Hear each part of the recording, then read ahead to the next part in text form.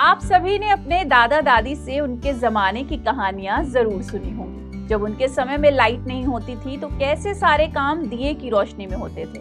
खाना चूल्हे पर बनता था, कोई फोन नहीं, कोई टीवी नहीं, इंटरनेट का तो नामो निशान नहीं था। और ये सब कहानियां सुनकर लगता था कि काश हम भी उस जमाने में जा पाते और दादा दादी की वो वाली लाइफ जी पाते। काश इस भाग दौड़ भरी जिंदगी, डिजिटली जकड़े इस जीवन से अपने आप को छुड़ा पाते। और अगर आप भी इन्हीं लोगों में से एक हैं तो चलिए आपको ऐसी ही जगह लेकर चलते हैं। मैं कोई मजाक नहीं कर रही, बल्कि भारत में ही एक ऐसा गांव है जहां लोग आज भी ऐसा ही जीवन जी रहे हैं। इसलिए नहीं कि वहां वो सुविधाएं उपलब्ध नहीं हो सकती, बल्कि इसलिए क्योंकि यहाँ के लोग खुद सादा जीवन उच्च विचार की तर्ज पर जीना चाहते हैं। आंध्र प्रदेश में एक जिला पड़ता है श्रीकाकुलम। इस जिले में एक गांव है कुरमा गांव। इस गांव की खासियत है कि ये एक वैदिक गांव है। गांव में एहसास होता है कि हमारे पूर्वज सदियों साल पहले कैसे रहा करते थे। यहाँ के घर मिट्टी के बने हैं। इस कच्चे घरों में सीमेंट, स्टील, सरिया किसी का भी यूज नहीं किया गया है। 60 एकड़ में बसे इस गांव में 56 लोग रहते हैं। गांव के इन घरों को मिस्त्री या मजदूरों ने नहीं, बल्कि गांव के लोगों ने अपने हाथों से ही बनाया है।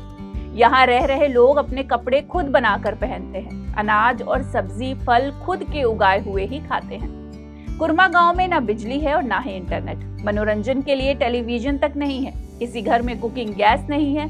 खाना चूल्हे पर बनता है।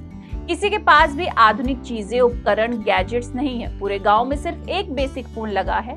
किसी को भी कहीं बात करनी होती है तो वो इसी एक लैंडलाइन का प्रयोग करता है। कुरमा गांव श्रीकाकुलम से लगभग 6 किलोमीटर दूर है। गांव के घर नवीं शताब्दी के भगवान शरीमुख लिंगेश्वर मंदिर की तर्ज पर बने हैं।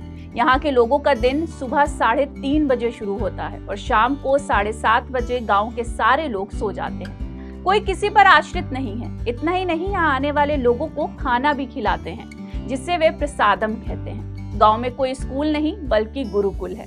यहाँ बच्चों को वैदिक स्टाइल में पढ़ाया जाता है। उन्हें नैतिकता और आदर्श का पाठ पढ़ाया जाता है।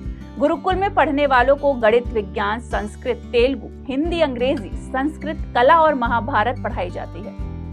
इस गांव के बारे में जब से लोग जानने लगे, वहां जाकर एक बार इन सभी चीजों का एक्सपीरियंस जरूर लेते हैं। यहाँ बाहरी लोगों को आश्रम में रहने की अनुमति है यदि वे इसके सिद्धांतों का पालन करते हैं।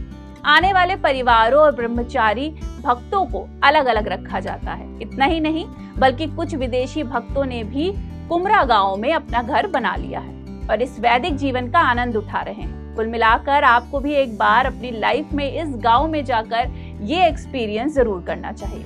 इस आधुनिक युग से थोड़े दिनों के लिए दूर रहकर बिना टीवी, फोन के रहना चाहिए और चूल्हे का बना खाना और खुले आसमान की ताजी हवा आपके लिए एक बेहद ही खूबसूरत अनुभव होगा। फिलहाल के लिए इतना ही। नमस्कार।